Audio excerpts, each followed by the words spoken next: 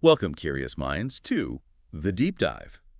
Today we're plunging into a story that, well, for many years, almost everyone just dismissed. hmm It's about a vision that was initially met with just widespread skepticism, really, and a figure who defied nearly every piece of conventional wisdom to Yeah. build something, well, truly extraordinary. Yeah, we're talking about Snapchat, aren't we? We are the app that critics, once called a toy for teenagers, a joke, just another fad. Or even Instagram for kids. I remember that one. Exactly. And right at the heart of this really unconventional journey, Evan Spiegel. It's a fascinating story, really, because behind that so-called toy was this profoundly disruptive vision, a vision that now, as of June 2025, over 460 million people interact with daily. No, 460 million. It's become a fundamental part of how they communicate. And yeah, the story of dismissed first, then adopted everywhere is classic Silicon Valley. True. But what makes this one so compelling, so different, is just the sheer audacity, the unwavering conviction of its young founder. Absolutely. Evan Spiegel was, what, barely 21? When he co-founded this quirky little app right out of his Stanford dorm room. Just 21. Incredible. And what stands out immediately, right from those early days up to now, is his relentless refusal to slow down. His defiance, really, of almost every piece of conventional wisdom the tech world threw at him. He didn't just ignore the noise. It almost seemed like he thrived on it, didn't he? Like the skepticism was fuel. Yeah, it really does seem that way. Most people, especially early on, they just couldn't see past the gimmick, the disappearing photo thing. Right, the ephemeral part. Exactly. They focused on that, and they missed the underlying psychological shift that Spiegel, I think, intuitively understood. Okay, so what was that shift? Well, this wasn't about creating a platform for, polished perfection. Yeah. Or for carefully curated online identities that last forever. No, it was something else entirely. It was about facilitating communication that was raw, fleeting, genuinely authentic, designed to mirror how we actually interact in real life. Less performance, more presence. So that leads us right to our central mystery for this deep dive. Mm. How did this seemingly simple app, where photos vanished after a few seconds, become a global daily habit for, as you said, 460 million people, and still counting? Mm. And maybe even more importantly for us today, why did so many people, industry titans, seasoned investors, tech critics, why did they so profoundly miss what Evan Spiegel saw right from the beginning? What was his unique lens? His secret sauce, if you will. That's exactly what we're going to unpack. This deep dive, it'll uncover the really intricate story of this profound vision, the immense financial and strategic risk involved, and just constant reinvention. Sounds fascinating. And we'll explore it all through the very unique journey, the deeply held philosophies of Evan Spiegel himself. It's really a masterclass in building a business, not just for immediate scale or profit, Right. but for enduring soul, for Yeah. a deeper, more human connection. Okay, let's get into it. Let's unpack this vision, starting with something that truly defines Evan Spiegel as a founder, as a leader. His money mindset, Yeah. his financial thinking. This is where we get to that now legendary multi-billion-dollar no. It is arguably one of the most famous rejections in Silicon Valley history, a decision that, it still reverberates through the tech world today. So set the scene for us. Okay, so it's 2013. Snapchat's only been around for about 2 years, co-founded just 2 years prior. And Evan Spiegel, incredibly young still, gets an offer that most entrepreneurs, regardless of age or experience, could only dream of. How much are we talking? A staggering $3 billion. In cash. Wow, $3 billion cash. And it wasn't just any offer. It was from Mark Zuckerberg, Facebook's founder, a titan of the digital age. Okay, so you really need to think about the context. Yeah. Put yourself in Spiegel's shoes for a second. Snapchat at this point. Yeah. It had no discernible business model. Literally no ads, no revenue streams, no clear monetization plan whatsoever. Nothing, just an app. Just a quirky app where photos vanished after, 10 seconds max? Yeah. And you had prominent critics, like we said, still calling it a toy, dismissing it as Instagram for kids, basically implying it was just a fleeting trend. Right. So on the surface, purely financially speaking, taking that money, that $3 billion, it seems like an absolute no-brainer, doesn't it? Absolutely. An immediate, life-changing fortune for a 23-year-old. Who wouldn't take that? Right. But Zuckerberg, to his credit, he saw something more. He looked beyond the surface. He recognized something profound was happening. What did he see? He saw the engagement. The explosive engagement, the user base, it was growing incredibly rapidly, especially among a crucial demographic, young people. Yeah. Teenagers, young adults. The group Facebook was maybe starting to worry about losing. Precisely. Snapchat was quickly becoming the default way for millions of them to communicate. It offered this level of intimacy, this immediacy that Facebook, with its whole emphasis on permanent profiles and public sharing, it just couldn't So replicate. it was a threat. A clear existential threat to Facebook's dominance in social communication, which is exactly why he flew to Los Angeles. He was intent on acquiring what he clearly understood was this burgeoning phenomenon. He needed to neutralize it or own it. So he flies to L.A. personally, meets with Spiegel and the co-founder, Bobby Murphy, tries to charm them, sell them on the vision of joining forces. The offer's concrete, it's substantial, it's right there on the table. $3 billion. For someone just out of college, basically, that's not just life-changing money. No. That's generational wealth. Done. Finished. Most people, like you said, would have grabbed it, said yes, emphatically, probably celebrated for weeks. With Spiegel. But Spiegel did something remarkably rare, something that really set him apart then, and frankly still does. He said no. Just no. Flat out. No hesitation, no lengthy negotiation dance, no trying to play games to drive the price up. So it wasn't a tactic. No, not at all. This was, you could argue, a defining moment in his entire financial philosophy, a clear statement of intent. It really guided his decisions for years after that. What's so fascinating here, looking back, is that our sources make it really clear this wasn't like youthful arrogance or ego talking. No, it wasn't ego. It was rooted in this profound clarity about what he was building. For Spiegel, Snapchat wasn't just another product, not something to be built, scaled up, and then flipped for a quick profit. He didn't see it as just a transaction. Exactly. He saw it, and he famously put it this way, as a movement in motion, something much larger, much more significant than just a mobile app. A movement in motion. What did he mean by that? Well, he viewed Snapchat as catalyzing this fundamental psychological shift, a shift in how people, particularly Gen Z users, the digital natives, related to their online identity, to privacy, to just everyday communication. Okay. You see, while other platforms were pushing users to curate, to perform, to build this idealized, permanent digital self. Like a highlight reel. Precisely. Snapchat was creating this new space. Fleeting, authentic, a space that Facebook, with its emphasis on profile permanence and public likes, just couldn't replicate without fundamentally changing its own DNA. It was offering something fundamentally different. And he actually articulated this view with, like, remarkable clarity, even back then at such a young age. He did. He once said, and I'm quoting him directly here, "There are very few people in the world who get to build a business like this."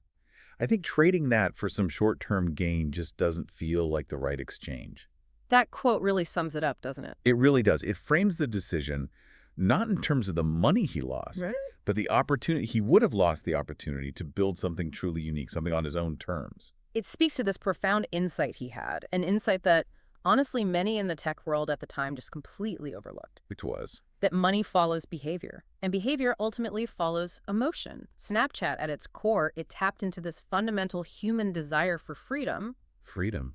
How so? The freedom to be raw, to be fleeting, to be unfiltered, to share an imperfect moment without the pressure of it being saved, archived, judged forever. Right, like sending a quick goofy video to a friend. Exactly. A quick video of your dog doing something silly sent just to your best friend, knowing it won't be saved or judged by the world. Or, a spontaneous face filter that perfectly captures a fleeting mood. Other platforms, they often incentivize that curated public persona. They demand emotional labor from you to present this perfect self. Yeah, it could be exhausting. Right. Snapchat consciously removed those pressures. It fostered a space where the shared emotion of the moment, the laugh, the surprise, the brief connection that became the primary currency, not the number of likes or comments. That emotional resonance was, and it still is, its core value. So this wasn't just about that one brave no to Zuckerberg. Yeah. This was clearly about a deep-seated conviction. Long-term value over short-term gain. He had this unwavering belief that if he built something truly meaningful, something that resonated deeply emotionally with users, the financial success would eventually follow, maybe on his own terms. And this mindset, it wasn't a one-off, not just a momentary burst of bravado. It showed up again and again throughout Snapchat's early years and even beyond. Like how? Well, consider his consistent refusal to run ads early on.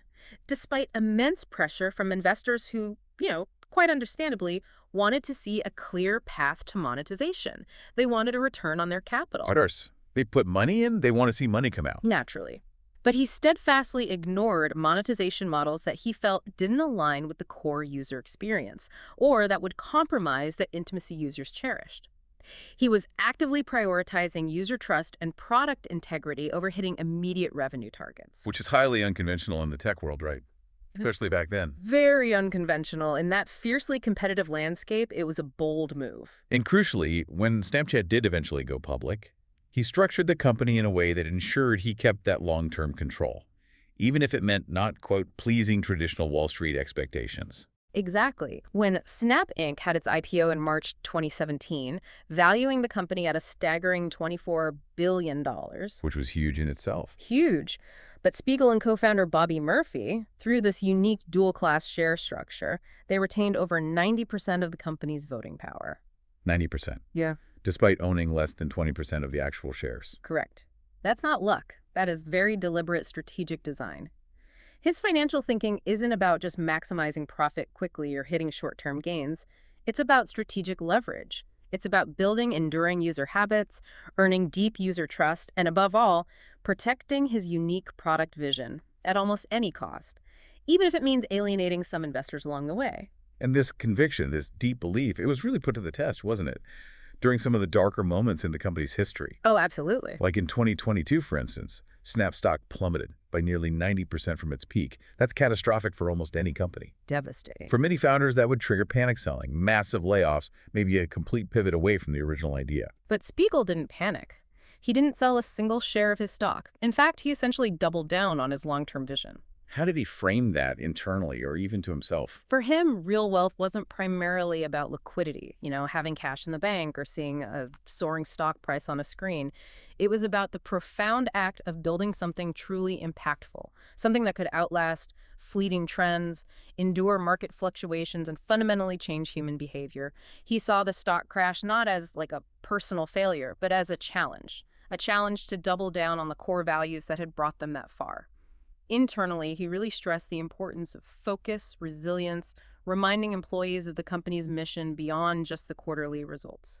So his reported net worth, around $2.6 billion as of mid-2025.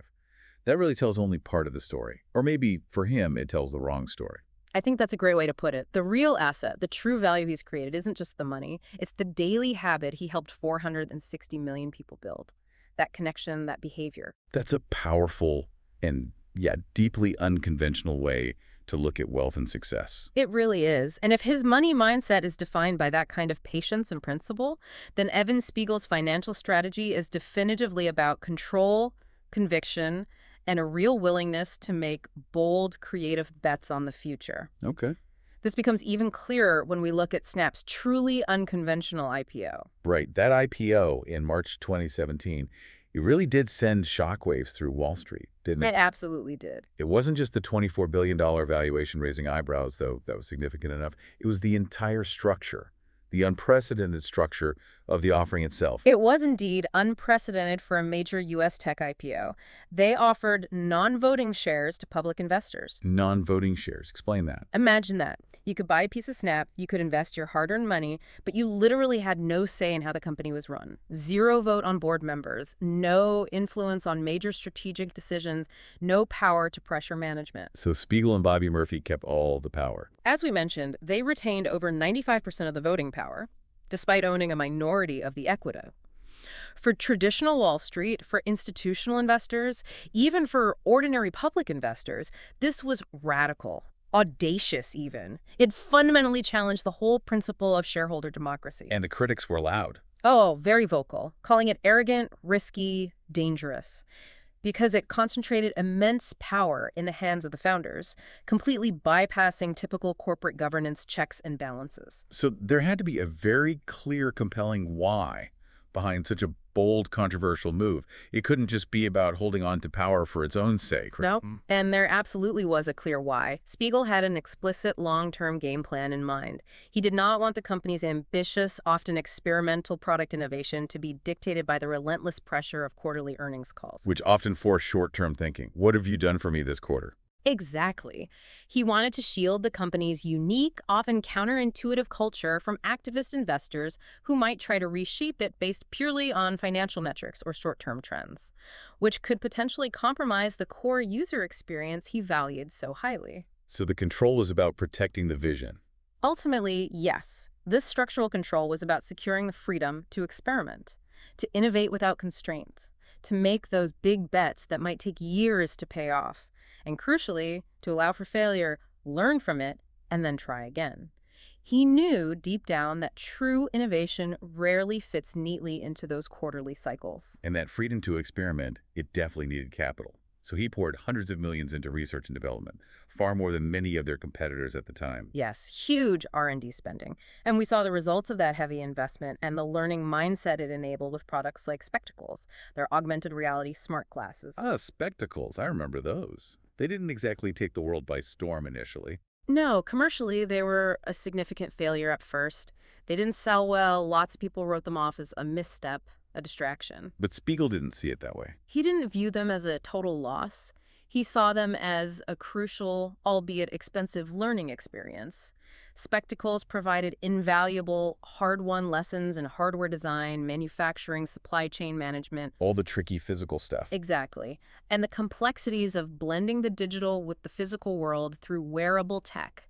It was an investment in future innovation, a foundational step in their long-term vision of becoming a camera company, reimagining how we see and interact with the world. He also made some very forward-thinking acquisitions back then, which, looking back now, seem incredibly prescient. He really did. Companies like Bitmoji, Right, the personalized avatar. Zenly, the social mapping app, Ah. and Luxury, which was foundational for their AR lens technology. And this was well before AR. Advanced maps, sophisticated lenses, and AI were considered, cool or mainstream or essential in the way they are now. Absolutely. He was investing in these foundational technologies very early on, almost anticipating future trends before they fully emerged. So while others were focused elsewhere.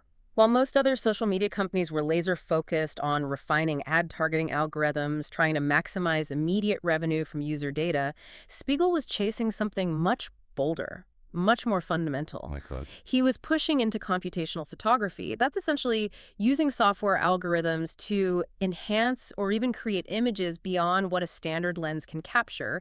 Think real-time filters, complex scene understanding. He was really pushing the boundaries of augmented reality and eventually pivoting towards truly AI-first interfaces. It shows incredible foresight, really. A belief that the camera and new forms of digital interaction would be the main gateway to the internet, not just text or feeds. A deep belief in that. But even with that foresight, that bold strategy, 2022 was, as we said, a brutal year for Snap. Brutal. The stock crashed dramatically, revenue growth stalled, largely due to Apple's iOS privacy changes, right?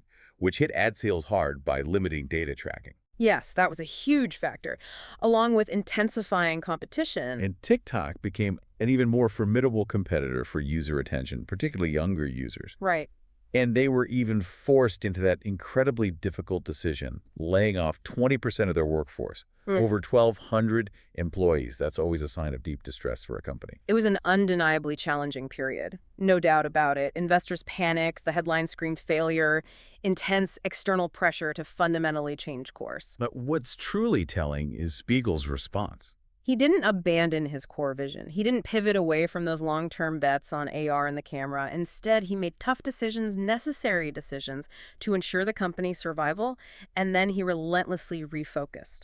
Doubled down on what he believed truly mattered. He saw it as a necessary pruning, really, cutting away anything that wasn't essential to their core mission to get leaner and more focused.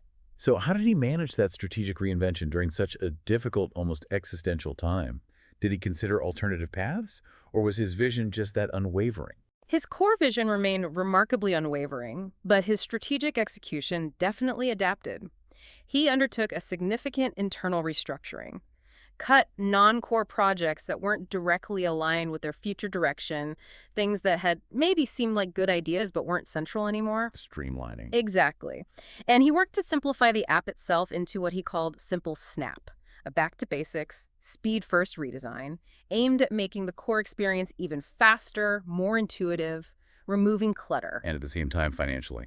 Simultaneously, he strategically doubled down on paid services. Huh. He recognized the need to diversify revenue beyond just advertising, which had proven vulnerable. Like Snapchat plus Arrow. I remember seeing that launch around then. Exactly. Launched in 2022, it gained traction remarkably quickly, offered exclusive features, perks to subscribers. It hit over 7 million subscribers by mid-2025. That's significant recurring revenue. A huge testament to its appeal. That, along with things like in-app purchases, premium AR filters, other exclusive features, it started generating significant recurring revenue, providing a much more stable, predictable financial base. And AI. And perhaps most importantly, they fully embraced AI with My AI, a GPT-powered chatbot embedded directly into every chat window. Not just a separate feature, but integrated. Right into the conversation. This wasn't just an add-on, it fundamentally redefined how users could interact with the platform, making AI a native part of the conversational experience, reflecting Spiegel's belief that the camera and chat are the primary interfaces of the future. So this wasn't just about surviving the downturn. It was about fundamentally reinventing the revenue model and the user experience while somehow staying true to the core idea. Precisely. Spiegel's investment ethos. It was never about chasing fast returns or pleasing quarterly forecasts. It was always about building robust, resilient infrastructure, the advanced tools, the cutting-edge tech, and crucially, that deep user trust. Building for the decade ahead, not just the next fiscal quarter. Right. He understood that while the market was obsessing over volatile stock charts and immediate profits, his ultimate leverage lay in something far more enduring. Which is? Deep user behavior. He knew that if you control the product, if you create an indispensable habit, and if you earn true user loyalty, the money eventually will follow, and it will be sustainable money. It's clear his financial decisions are highly unconventional, often counterintuitive to traditional business thinking. But what about his day-to-day operations? What are Evan Spiegel's success habits? His uncommon behaviors that allowed this very unique vision to actually become a reality? Yeah, because like you noted earlier, he doesn't operate like most tech CEOs. Not at all. He's not the loudest voice. He doesn't tweet constantly, rarely gives interviews, prefers a very low public profile. You're absolutely right. He maintains a remarkably low public profile for a CEO of a multi-billion-dollar public company. But within Snap's headquarters in Santa Monica, he's known for one defining habit, something that permeates the entire product culture. And that is? Relentless speed. But, and this is crucial, it's not the chaotic, often destructive move fast and break things approach you sometimes associate with early Silicon Valley. No. No. For Spiegel, it's more like move fast and make it better. It's about iterating and improving faster than anyone else while always maintaining that clear vision. So Snapchat's product culture is built on this rapid iteration, constant testing, new features launched frequently, many failing or vanishing overnight. That's not a bug, you're saying. That's actually by design. Absolutely by design. Spiegel actively encourages his teams to launch what he candidly calls ugly or early versions of features quickly. Get it out there. Get it out there. The goal isn't immediate perfection. It's to collect real, invaluable user data and feedback in the wild, and then improve rapidly based on those insights. So the cycle. It's a continuous, almost dizzying cycle. Launch, learn, improve, repeat. This iterative process lets them experiment widely, take big swings, discover what truly resonates with users, all without the paralysis that often comes from trying to perfect every single detail in a vacuum before release. Can you give an example of that? Sure, think about the early days of lenses. When they first launched, many were pretty simple, almost crude by today's standards. Right, the dog filter era. Exactly. But Snap pushed them out. They gathered data on which ones resonated, how users interacted, where the tech maybe stumbled. Then they'd rapidly iterate, pushing out new versions or even entirely new sets of lenses, often daily. This allowed them to discover what users truly wanted, from the silly dog filter to much more sophisticated AR experiences, far faster than if they'd tried to perfect each one in a laboratory setting first. And that relentless speed, that willingness to launch imperfectly and just iterate quickly, that's really allowed Snapchat to pioneer some truly iconic features. Features that were then widely copied afterwards. Indeed. Think about it. Stories. That format for daily ephemeral narratives. Instagram famously copied it and made it huge, but Snapchat invented it. Lenses, too. Lenses, which essentially introduced augmented reality to the mainstream as playful, accessible entertainment. SnapMap, which cleverly blended real-time location sharing with social connections, creating this unique way to see what your friends are up to. And my AI recently. And more recently, My AI, the integrated chatbot, embedded seamlessly into conversations way ahead of many platforms even daring to embed such a complex AI feature so deeply. And the critical point here you're saying is none of these were perfect at launch. Not even close. They often had bugs, limited functionality initially, but they got better, much better, precisely because they were pushed out fast, iterated upon rapidly, and refined based on real-world user interaction and feedback. That's a huge lesson right there. And it leads to another uncommon behavior, maybe even a counterintuitive one for a tech leader. Spiegel's profound trust in user instinct, often over what traditional market logic or focus groups might suggest. He truly believes in that intuitive connection with users. He famously said something quite revealing. Who was that? People often don't know what they want until they experience it, so you have to give them something weird and see what sticks. You give them something weird and see what sticks. I like that. Right. This mindset meant actively resisting traditional product thinking that prioritizes polished perfection, or even waiting for explicit user demand, while other platforms aimed for flawless execution, for minimizing any friction. Spiegel leaned into the messy. He leaned into the messy, the fleeting, the emotional, the real aspects of communication. Snapchat was never about polished perfection. It was always about capturing and sharing the raw presence of a moment. And this really explains some of that intentional friction, doesn't it? The things outsiders often find confusing or even frustrating about Snapchat. Like, Like why snaps disappear, why filters change daily, why the interface isn't immediately intuitive to newcomers who are used to more conventional app designs. exactly. To Spiegel, that friction isn't necessarily a design flaw. In many cases, it's a deliberate form of focus. He believes a platform doesn't need to be for absolutely everyone in the world. Okay. What it needs is to be deeply meaningful, deeply intuitive, and deeply rewarding for someone for its core users. This is how Snapchat transformed from just being a quirky app into a deeply embedded daily habit for hundreds of millions. That seemingly confusing interface. It can actually act as a kind of filter, ensuring that the most dedicated users, the ones who get it, feel a sense of belonging, maybe even discovery. So it wasn't just competing for general screen time or passive attention like so many other apps try to do. No. It was actively integrating itself into the fabric of users' daily moments, almost invisibly. Precisely. Think of those small, repeated daily behaviors that are now second nature to loyal Snapchat users. Like what? A quick selfie sent to a best friend on the way to class. The seemingly arbitrary goal of maintaining a streak with your closest contacts before it expires. Or a quick SnapMap check-in to see where your friends are, what they're doing. These aren't grand gestures. No, they're not grand, attention-grabbing gestures. They're subtle, almost subconscious rituals that build up over time. They create a sense of routine, connection. This, I think, is Spiegel's true success habit. Build slow, deep roots beneath fast, ephemeral features. Slow roots beneath fast features. Don't just chase fleeting virality, chase behavioral gravity. Behavioral gravity. Explain that. It's the kind of usage that makes people come back, not because they feel they have to, driven by some algorithmic compulsion or fear of missing out, Right, FOMO. but because it simply feels like home. It's a comfortable, familiar, authentic space for them. That's a really powerful concept, behavioral gravity. Yeah. And it leads us perfectly into Evan Spiegel's broader life philosophy, his business thinking, which you could really summarize by his guiding principle: perfect is boring, real is better. That simple phrase, it just encapsulates so much of his vision, and it's such a direct challenge to the prevailing culture of social media, especially back when he started. Yeah, also. Well, from day one, Spiegel fundamentally rejected that polished, curated, idealized image that defined traditional social media platforms like Facebook, Instagram. He wasn't interested in users creating an idealized public persona, like a highlight reel of their best moments. Oh, he wanted them to share moments, not just memories. Yeah. Raw, fleeting, honest moments. Exactly. And that's why Snapchat wasn't designed with public vanity or judgment in mind. Yeah. Right. Which really set it apart. Totally. It had no public like button, no endless public feed for passive scrolling and comparison. Initially, no public profile page for the world to judge. When Snapchat first launched, it didn't even tell you how many followers you had. Really? I forgot about that. Yeah.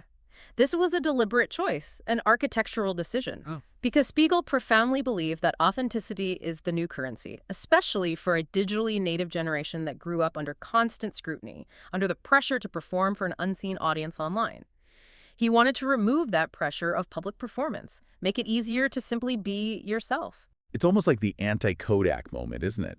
Kodak was all about capturing the perfect photo for the future, preserving it forever, creating these tangible memories. Right, for the photo album. Whereas Snapchat encouraged sharing the imperfect, now, the messy reality of the present, and then just letting it disappear, freeing users from that burden of permanence. It was more than just a product decision, though. It was a profound worldview about the role technology should play in our lives. Spiegel genuinely seems to believe that technology should be designed to mimic authentic human behavior, to facilitate genuine connection, rather than to manipulate or addict its users. He doesn't want users trapped in an endless scroll, chasing external validation. No, he wants them engaged in brief, meaningful connections, connections that mirror real-life conversations. This belief is woven deep into Snapchat's core identity, which he famously defines not as a social network or even just a messaging app, Right, he called it. but as a camera company. A camera company.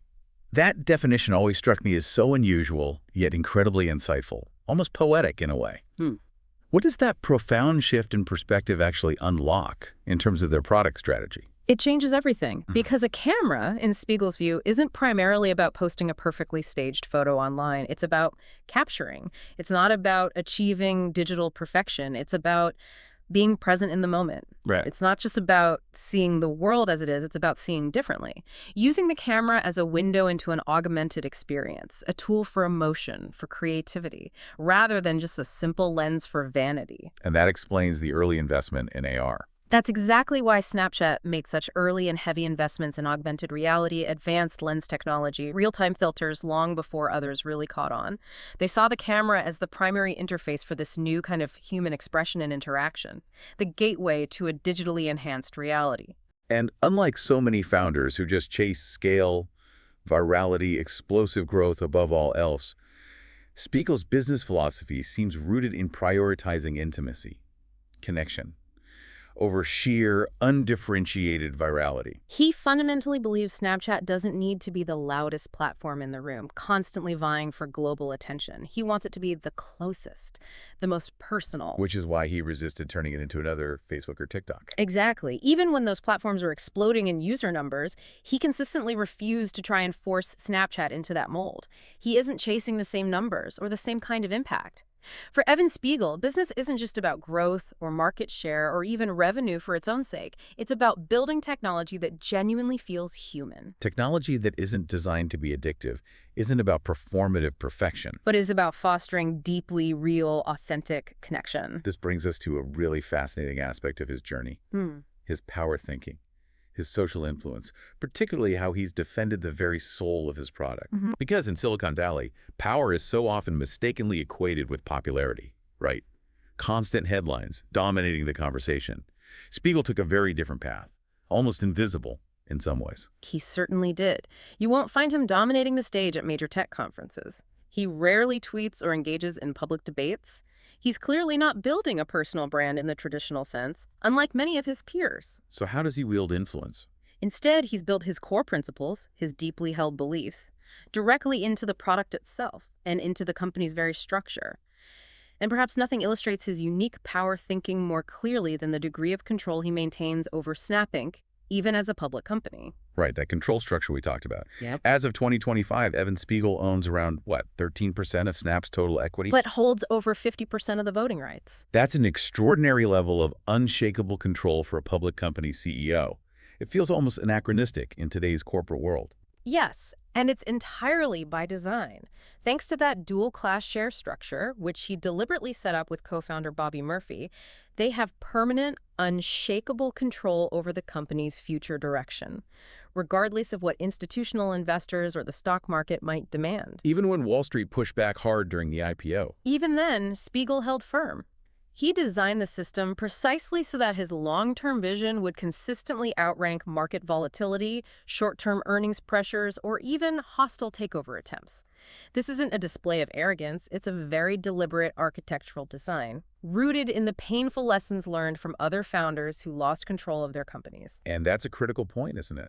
He had seen other founders lose control, lose their companies, lose their vision, often at the whims of activist investors or market forces. Precisely. He was absolutely determined not to repeat those mistakes, to protect the very essence of what he was building. For Spiegel, power isn't about dominance over others, or about accumulating personal wealth just for its own sake. It's profoundly about defending the soul of the product. So when Snap was under intense attack, Yes, from Facebook actively trying to replicate its features with things like Messenger Day and Instagram stories, right, from Wall Street demanding immediate profits, from TikTok capturing an immense amount of user attention, he didn't just pivot into fleeting trends to stay relevant or appease critics. no, instead he doubled down on what made Snap different, its core differentiators. He did. He leaned into privacy, into speed, into playfulness, into deeply human-centered design.